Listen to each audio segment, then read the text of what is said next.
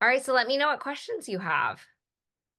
First of all, thank you so much, and it's always great to connect with you. So, my questions are just so last when we talked about, we left like how to find what major you want to do a PhD in to research out things, right? Now, my question is how to find the best lab where I can fit in.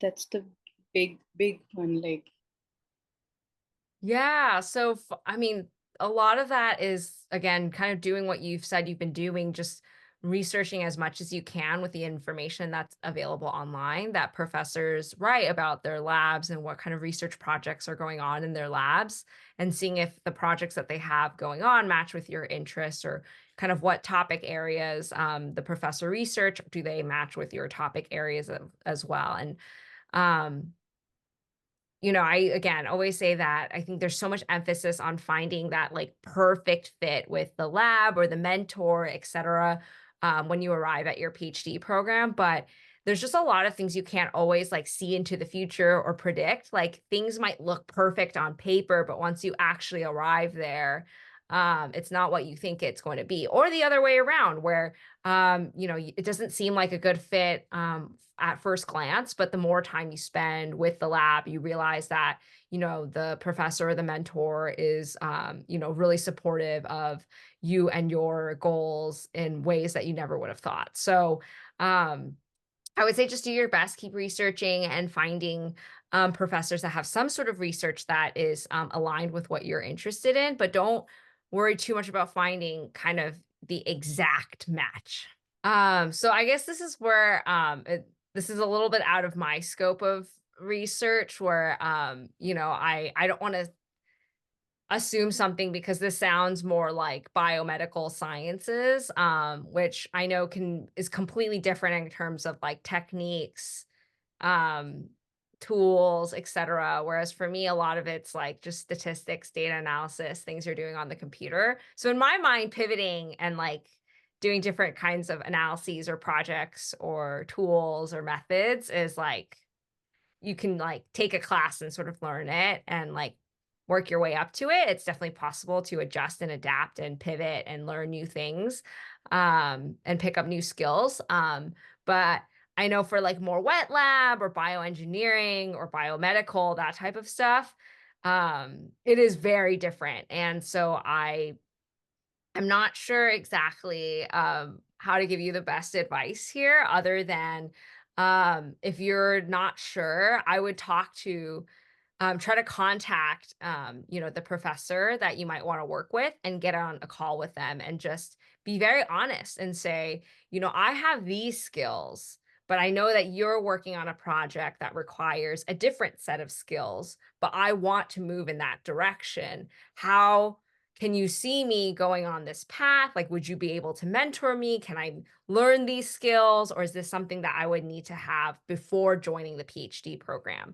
And you can just ask that to your mentor, and they will be honest with you and let you know if you can join based on your current skill sets and your experiences, or if they're looking for something different. So that's why I think reaching out to faculty and professors before applying is important, not just to network and like get your name out there, but also to learn about, um, you know, their work and how receptive they are to taking you on as a student, and mentoring you. I think this is a great advice. I mean, I didn't thought about like we can write this type of email because it's always an introductory email. So this is good. So my question is, as per we talked our last conversation, I tried to contact a professor, right? And it was just one professor because I was really interested in that lab. So it has been, I think, 15 days. Professor has not replied back. So what should be my next step on that? Yeah, so I say if it's been 2 weeks or more, feel free to follow up with another email. And it can just be a much shorter version of the original email that you sent. Just be like, hi, just wanted to check in, and ask again, and then kind of like re-summarize your last email you sent them. Um, and they might respond to that and just they might just need a nudge. Or if they're generally just way too busy to meet with prospective students, that's also a sign that, you might not that professor might not have time to take on like new mentees. Hmm. Okay. So do you have a template that you have sent to the professor that I can see?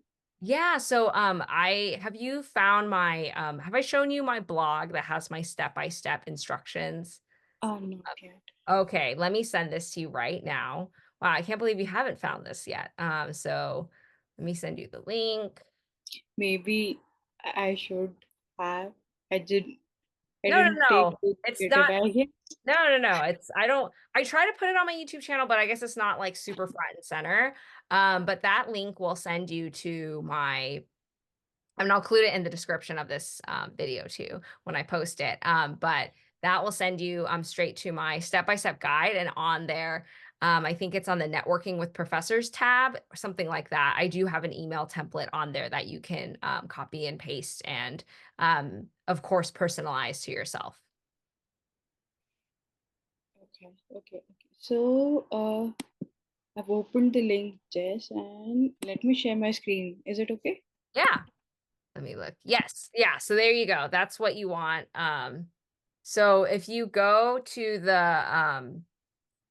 there's like a little arrow on the top. Okay. What does that take you to? So this Yes. is the welcome page, Yeah, right? yeah. So then hit the 3 lines, and then all Mhm. of that will navigate you to the different pages. My question is, there are certain labs where they say, okay, we are accepting new PhD applications for this year, right? So that means like we are open to apply to that lab, right? It does irrespective. I'm just building up the scenario. The professor doesn't apply, reply, but the lab is open to accepting this positions. So that means we can apply without their networking, right?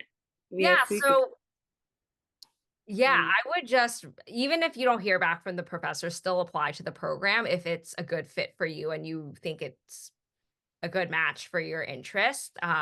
The networking with the professors, that's just a bonus. You don't have to network with the professor in order to apply. It only helps.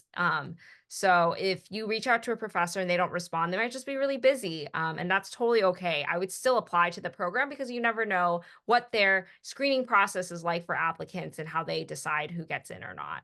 So yeah, totally still apply. okay, sounds good. So my next question is, when we have to write an SOP, does it have to have the research proposal in that? So you don't have to have a like full research proposal, but you should definitely talk about what your research interests are and where they're heading. So basically, what research experience have you had in the past? Anything Mhm. you're currently working on, and then what you want to work on in the future and where you see things going. That's really Okay. important. So yeah, like a mini research, you can say like I would want to focus my dissertation on this, but you're not like committed to that project. It's just you describing like where you see your research going as you're a PhD student. Hmm, I see. So basically, you don't have to have a full picture. Maybe a topic is also good in which you are interested, but the map would be laid out in when you're admitted. Yes. Okay, I think that clears a lot of things in my head because I thought I have to give the plan to the professor in my SOP and tell, okay, this is how I would want to. Okay, sounds good. Uh, next question is, the deadline of most of the programs to apply is basically in December and November end, basically, right? So how soon we can apply for a PhD program? Yeah, so anytime before the deadline, I don't think there's really any benefit unless they say it's rolling applications, which I don't know of a lot of PhD programs that do that. But if it's not rolling, then it's no difference if you submit in September versus, November 30th. So just submit it anytime you're ready before the deadline. Okay, cool. So, okay, there is a PhD program, but I've also researched there are like MD PhD program. So I might be interested in those also, right? Because I have to change a lot of things. Now, the interesting thing is, for example, if I apply to this year's PhD program, do you have an idea like, or do you know students who have converted their PhD to PhD MD programs? Of course, we have to give an extra examination that is MCAT, but I'm not sure if there can be an internal transition into that program. I So again, MD PhD is a completely different road that, and I don't know much about that MD side of things. I just know that it's an 8-year commitment, and the programs are um, extremely competitive because they're funding you for 8 years to go through medical. Well, they're not, I don't know if they pay for your medical school. I'm not sure, but, they give, yeah, it's an 8-year program, so it's very competitive, and, you get 2 degrees, 2 doctorate degrees at the end of it, so of course it's very competitive. And yeah, you do need the MCAT in order to apply to the MD, PhD. In terms of switching over, I have only heard of people like getting into an MD program first and then like adding on a PhD, but not the other way around. I don't think people, oh, I've only heard of people getting a PhD first and then applying to medical school after, but they don't do the medical school within the PhD. So, I would Mm. definitely, like, commit to either one or the other and not really bank on, like, "Oh, maybe I can do both," or, like, switch over if, like, that happens, because it's an 8-year commitment and an intense program, yeah. Okay, okay.